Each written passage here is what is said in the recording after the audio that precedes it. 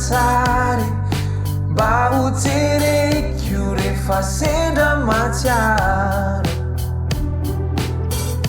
na tonga ikano efa tsy ankizy intsony efa malady zay any ampony tsy ny salasala ny roboka ampitiafana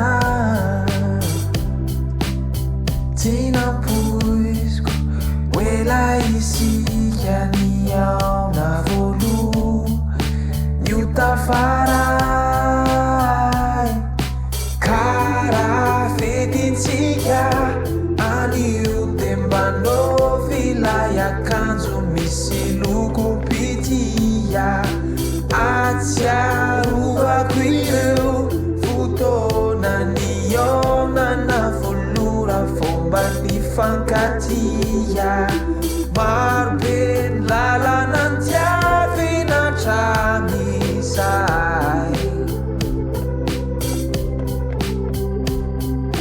pereo embona entiny ty